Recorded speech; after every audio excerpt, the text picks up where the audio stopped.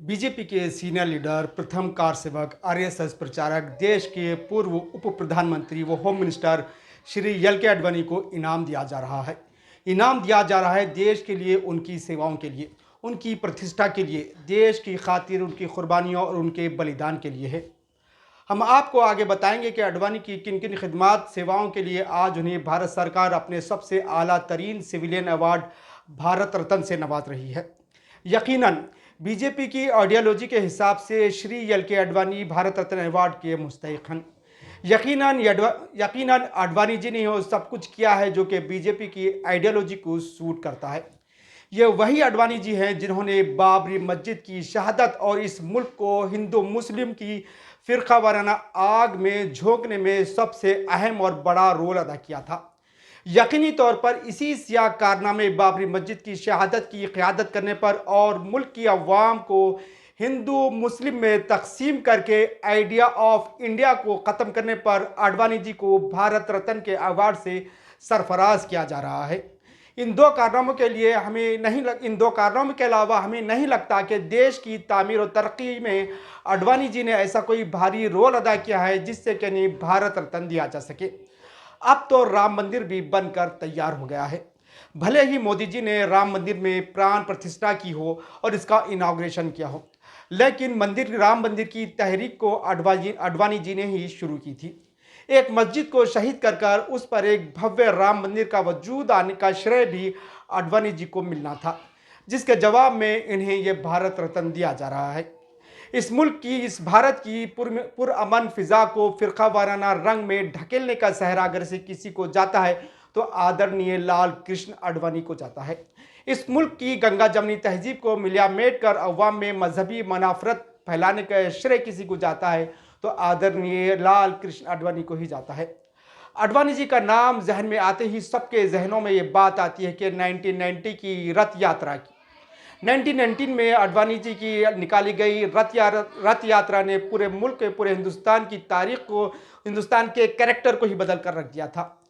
रथ यात्रा के दौरान जो नफरतों का बीज आडवाणी जी ने मुल्क में बोया था, आज वो बीज नफरतों का एक बड़ा पेड़ बन गया है, जिस पर नफरतों के फल भी लग रहे हैं और नफरतों के सौदागर नफरत के फलों का खूब बड़े पैमाने पर कारोबार भी कर रहे हैं। आज इस मुल्क में कहीं पर भी जो नफरतें देखी जा रही हैं, इसकी जड़ें आडवाणी जी की रथ यात्रा से ही जुड़ी हुई हैं। आडवाणी जी की रथ यात्रा ने ही इस देश के अमन और सुकून पसंद, भाईचारगी पसंद हिंदू भाइयों को मुस्लिम भाइयों से अलग कराया। सदियों से एक दूसरे के साथ दीवार, साए के साथ रहने वाले हिंदू मुस्लिम बरादरियों को इसी रथ यात्रा ने जुदा कर दिया था। आडवाणी जी की रथ यात्रा के दौरान मुल्क में जो दरार आई थी वक्त के साथ साथ बढ़ती ही गई। आडवाणी जी की रथ यात्रा के दौरान बीजेपी और वीएचपी और बजरंग दल के कैडर्स के दिलों में मिलिटेंट सेंटिमेंट्स पैदा हो गए थे, जिसकी वजह से ये कैडर इतना पुरतशद्दुद हो गया था कि मुल्क में जगह जगह पर कम्युनल वायलेंस देखा गया था। मीडिया में मौजूदा जानकारी के मुताबिक इस दौरान मुल्क में 150 से ज़ायद कम्युनल वायलेंस हुई थी और 550 से ज़ायद अफराद इन फसादात में मारे गए थे, जिनमें अक्सरियत मुसलमानों की थी।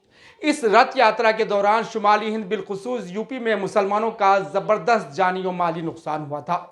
आडवाणी जी ने 25 सितंबर 1990 को सोमनाथ से यात्रा शुरू की थी। आडवाणी जी रोजाना 300 किलोमीटर का सफ़र करते थे और 6 सभाओं से खिताब करते थे। जहां भी आडवाणी जी का ये खिताब होता, मेजॉरिटी कम्युनिटी के रिलीजियस सेंटिमेंट से उजागर हो जाते, वो जज्बात उनके उजागर कर देते थे।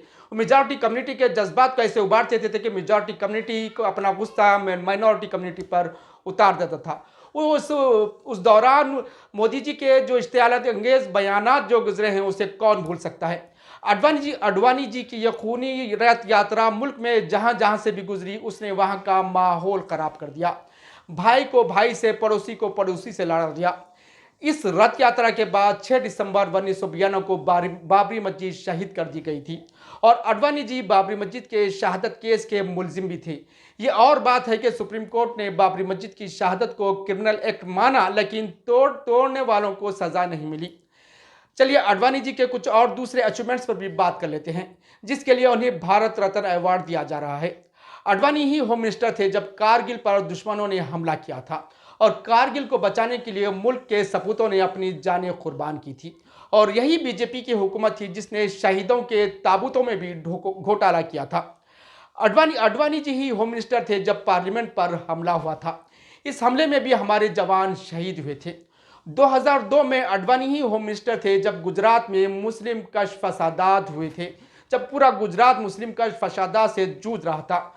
गुजरात की गलियों में मुसलमानों के खून से होली खेली जा रही थी और देश के होम मिनिस्टर होते हुए भी अडवाणी जी खामोश रहे।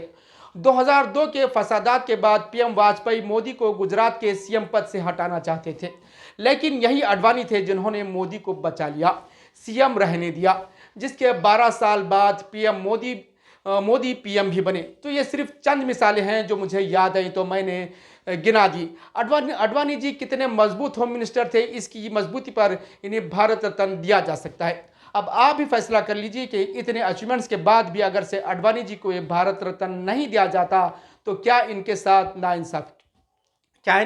नाइंसाफी ना होती।